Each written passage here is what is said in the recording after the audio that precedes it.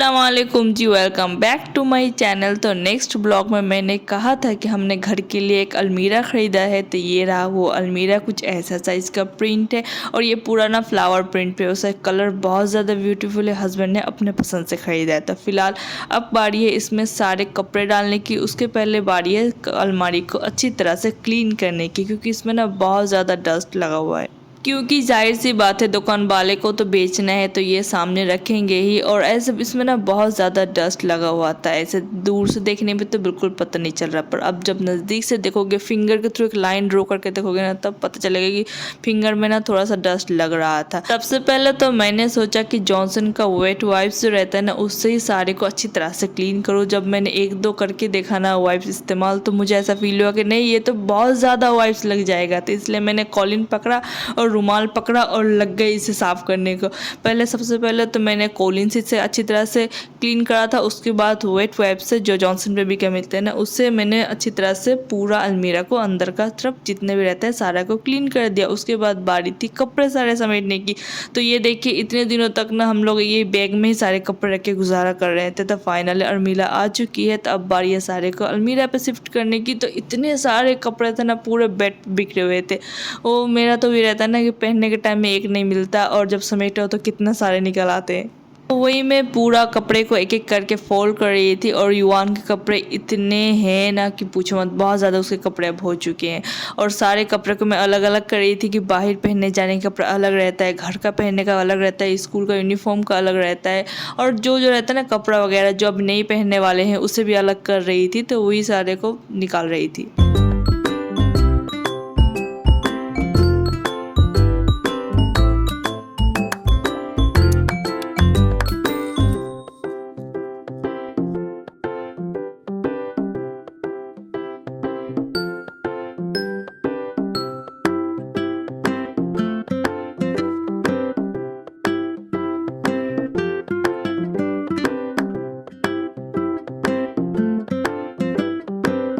ये रहा जी मेरा अलमीरा का फाइनल लुक। ऊपर वाला जितना भी हैंगिंग का पोर्शन है ना, वो सारा एम्प्टी है, क्योंकि मेरे पास कोई साड़ी फिलहाल है नहीं। और नीचे जितने भी सेल्फ ना, ये ऊपर का मैंने, बीच का युवान और नीचे का हस्बैंड को दे दिया है। और ये है जी नेक्स्ट डे। फिलहाल तो मैं अभी लंच की प्रिपरेशन पे थी, सोच रही थी कि मैं क्या बनाऊँ, क्योंकि आज कोई भी ना मटन चिकन ये सारा कुछ बनाने का दिल नहीं था। बहुत सिंपल सा खाना बनाने का मन था और बहुत झटपट बन जाए इस तरह का मन था। तो मेरे पास लौकी रखा हुआ था, जिसे हम अपने लैंग्वेज पे लाव भी कहते हैं। तो मैंने लाव को चढ़ा दिया था कुकर पे, ताकि 2 सीटी मारे और ये अच्छी तरह से गल जाए। क्योंकि कल रात को मैंने ना चना दाल बनाया था, जो लेफ्ट ओवर बहुत ज़्यादा बच चुका था। तो मैंने सोचा कि लौकी के साथ चना दाल मिक्स करके वो चना दाल टाइप का लौकी बन जाएगा एक सब्जी। और ये मैंने यहाँ पे पम्पकिन काट रही थी, जिसे मिष्टी कुमड़ा भी कहते हैं। तो इसके मैं एक सब्जी बना लूँगी। पम्पकिन काटते काटते ना यहाँ पे लौकी भी अच्छी तरह से गल चुकी थी। तो और मैं यहाँ पे चेक भी कर रही थी कि ये अच्छी तरह से गला है या नहीं। तो फिलहाल तो ये बहुत अच्छी तरह से गल गया है। अब बारी है कुकिंग की टाइम की। तो चले जी, अब आते हैं कुकिंग पे। सबसे पहले तो मैं यहाँ पे पम्पकिन बना रही हूँ। तो उसके लिए मैं यहाँ पे पैन लिया, पैन पे मस्टर्ड ऑयल ऐड किया, और ऑयल का अच्छी तरह से जब गर्म हो जाए ना, उसमें ऐड कर दूंगी लाल मिर्च। यहाँ पे मैंने सूखी 2 लाल मिर्च ऐड कर दा, और थोड़ा सा मैंने यहाँ पे 5 फ़ौरन ऐड करा था। अब सारे चीज़ों को बहुत अच्छी तरह से चटकने देंगे। और एक बार जब सारा कुछ चटक जाए ना, तो उसमें ऐड कर देंगे अदरक लहसुन का पेस्ट। ये पेस्ट ना दो बहुत ज़्यादा थिन था मेरे पास, तो मैंने 3-4 चम्मच ऐड कर दिया। और इसे 1 से 2 स्टर देंगे। उसके बाद जितने भी पम्पकिन है ना, इसे भी ऐड कर देंगे और सारे चीज़ों को अच्छी तरह से मिक्स करेंगे। और अब बारी है कुछ घर के स्पाइसेस ऐड करने की। और ये वाला रेसिपी ना इतना ज़्यादा इजी है, जब आपका खाना बनाने का मन ना करे ना, तो आप ये बना लेना। खाने में भी मज़ेदार बनता है और बहुत ईजी भी रहता है। तो इसमें मैंने ऐड करा था नमक, हल्दी, धनिया जीरे का पाउडर, ये सारा कुछ ऐड करके इसे ढक के लो फ्लेम में छोड़ दो 10 से 15 मिनट तक के लिए। और यहाँ पे दूसरी तरफ मैं लौकी भी बना लूँगी। तो यहाँ पे भी मैंने कढ़ाई पे मस्टर्ड ऑयल ऐड किया। जब ऑयल गर्म हो गया था, तो प्याज को बहुत थिन चॉप करके इसमें ऐड कर दिया। अब बारी है ऑनियन का गोल्डन ब्राउन करने की। और जब थोड़ा सा गोल्डन ब्राउन हो जाए, तो अदरक लहसुन का जितने भी पेस्ट था ना, थोड़ा बहुत, मतलब मुश्किल से कहूँ तो 2 चम्मच ही होगा, पानी वाला था ना, इसलिए बहुत ज़्यादा लग रहा है देख के।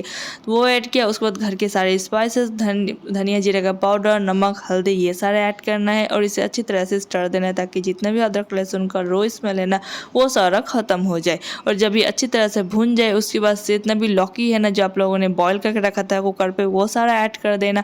और मेरे पास जो रात का लेफ्ट ओवर चना दाल रखा था ना वो सारा भी मैं ऐड करूँगी। एक्चुअली मेरे पास जो चना दाल था ना इसमें बहुत ज़्यादा स्पाइसेस थे, इसलिए मैंने लौकी पे ना बहुत मिनिमम सा स्पाइस रखा ताकि बैलेंस हो जाए। और नमक आप अपने टेस्ट के हिसाब से रखना और मिर्चें भी आप अपने टेस्ट के अकॉर्डिंग ही रखना। और ये देखिए जी, देखते ही देखते मेरी 2 सब्जी बन के तैयार हो गई और बिल्कुल टाइम लगा था, मुश्किल से मेरा आधा घंटा लगा था, क्योंकि मैं साथ साथ ब्लॉग भी बनाती हूँ ना, तो कैमरा एडजस्ट करने में, फ़ोन को इधर उधर करने में थोड़ा सा वक्त लगा था।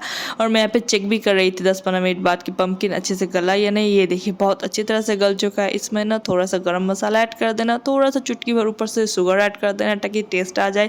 और यहाँ पे दाल में भी मैं थोड़ा सा गरम मसाला ऐड कर रही हूँ और उसके बाद इसे फ्लेम ऑफ कर देंगे और आप इसे इंजॉय करना। तो अब बारी है मुझे सिर्फ राइस ही बॉयल करने की देर है और मेरा लंच बन के तैयार हो जाएगा। इतना ज़्यादा सिंपल था आज का मेरा लंच, मतलब कि इतना सिंपल है ना कि आपका मूड ना हो तो आप ये बना लो, आप बहुत ज़्यादा इंजॉय भी करोगे खाने पे और बहुत ईजी भी रहता है और ज़्यादा हेडेक भी नहीं रहता है कि ये करो वो करो करो, कुछ नहीं रहता। और यहाँ पे मैं लग गई थी युवान की जितने भी टॉयज़ है ना ये सारे क्लीन करने पे, क्योंकि ये इतने सारे टॉयज़ है ना ये सारे कुछ युवान लेके खेलता ही नहीं, कुछ टूट चुके हैं, कुछ के पार्ट्स हरा चुके हैं, इस टाइप का सारा मसला हो चुका है। तो युवान बिल्कुल नहीं खेला, सिर्फ इस तरह से ना पूरा रूम पे फैला के रख देता है। तो मैंने सोचा कि चलें जी इसे करते हैं इस डब्बे में, मतलब इस प्लास्टिक के जो है ना बैग, इसमें रैप करते हैं और इसे हम डिस्कार्ड कर देंगे और इसके बदले ना युवान के लिए कुछ नए टॉयज़ भी ला लेंगे। इनफैक्ट ला लिया है मैंने ना 2 दिन पहले ही शॉर्ट्स पे आप लोगों को शेयर किया था, पता नहीं आप लोगों ने देखा ही नहीं देखा, अगर देखा नहीं तो ज़रूर देख लेना। तो वो कुछ टॉयज़ मैंने ला के दिए हैं युवान को फ़िलहाल और कुछ दिन बाद और भी ला के दे दूँगी।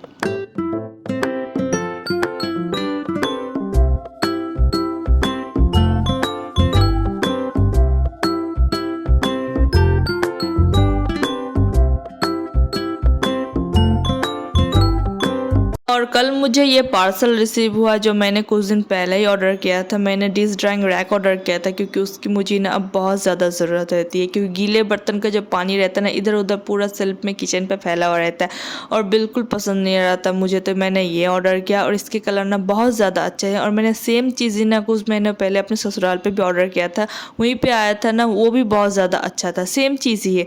तो वहाँ पर एक ऑर्डर किया और मैंने यहाँ पर ऑर्डर करा था। और इसमें पहले तो धो रही थी क्योंकि बर्तन वगैरह रखूँगी ना तो उसके लिए अच्छे से पहले क्लीन होना चाहिए। सारा काम शाम करने के बाद अब बारी थी लंच की, तो मैंने सोचा कि चले जी आज लंच को ना ज़रा अच्छे से सर्व करते हैं। तो यहाँ पर मैंने कटोरी लिया था, उसमें चावल डाल के इस तरह से राउंड शेप का कर लिया था। और जिस कटोरी में मैंने चावल डाल के राउंड शेप का करा था ना वो कटोरी सच में मुझे अंदाज़ा नहीं हुआ पर बहुत ज़्यादा बड़ा था और बहुत ज़्यादा चावल आटा था। जब खाने बैठे थे ना हम दोनों भाई बहन तो बिल्कुल खाया नहीं जा रहा था क्योंकि चावल बहुत ज़्यादा लग रहा था खाने पे। और ये था जी मेरा फाइनल लुक आज का लंच का, बहुत ज़्यादा ब्यूटीफुल लग रहा है ना, खाने में माशाल्लाह बहुत ज़्यादा मज़े का था। और ये है जी शाम का क्लिप, क्योंकि हस्बैंड आ चुके थे स्कूल से घर और फिलहाल तो यहाँ पे मैं पाइनएप्पल काट रही थी उसे देने के लिए, क्योंकि हस्बैंड का घर आते हुए लगभग शाम हो ही जाता है और इस टाइम पे ना उन्हें लग जाता है भूख और वो कुछ ज़्यादा हैवी भी नहीं खाना चाहते और ज़्यादा लाइट भी नहीं खाना चाहते, वो मीडियम से खाना चाहते हैं। तो कभी कभी मैं उसे घुगनी मूढ़ी जो है ना झलमुढ़ी टाइप का उस टाइप का बना के देती हूँ, कभी चूड़ा भाज के देती हूँ, कभी कुछ और बना के देती हूँ। तो फिलहाल आज सुबह ही पाइनएप्पल लाया गया था घर पे, तो मैंने सोचा कि चलें जी पाइनएप्पल काट कर देते हैं और इसके साथ बर्गर भी दे देते हैं, तो वो खाना भी हो जाएगा और ज़्यादा हैवी भी नहीं रहेगा।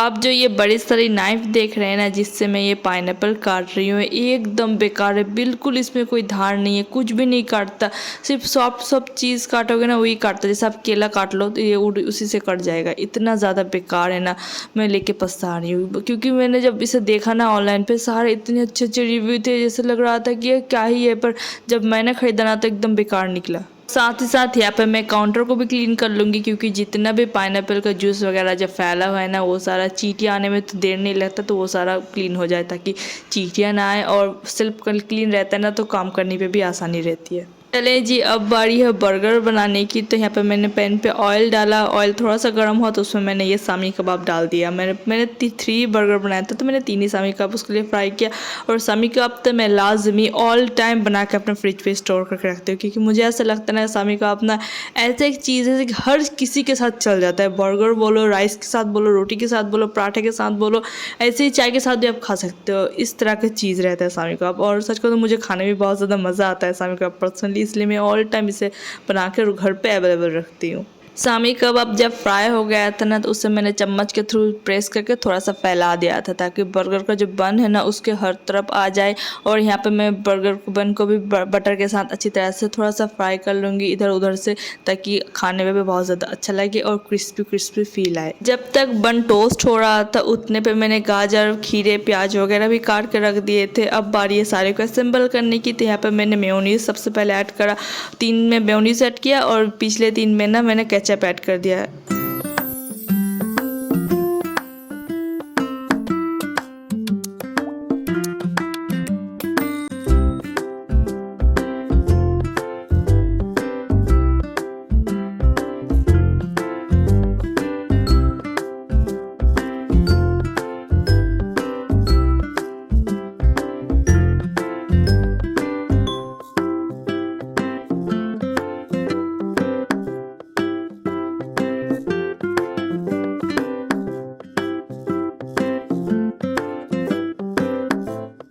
सारा कुछ बन के तैयार हो चुका है। अब बारी है सारे को प्लेट पे असेंबल करने की। तो यहाँ पे मैंने बर्गर को भी एक प्लेट में निकाल डाला था और दूसरे पे मैं यहाँ पे पाइनएप्पल निकाल रही थी।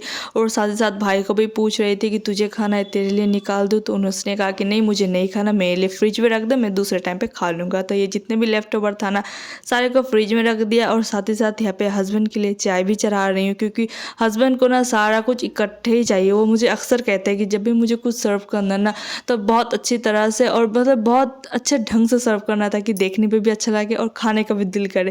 क्योंकि भागते भागते अगर मैं कुछ सर्व करती हूँ तो उसे उतना पसंद नहीं आता। और दूसरी तरफ ये देखिए कितने सारे बर्तन इकट्ठे हो रहे हैं। जब मैं किचन पे आई ना उस टाइम पे सिंक बिल्कुल खाली था, और ये 2-3 चीज़ बनाने में ना पूरा सिंक भर चुका था। फिलहाल अभी खाना को एंजॉय करते हैं।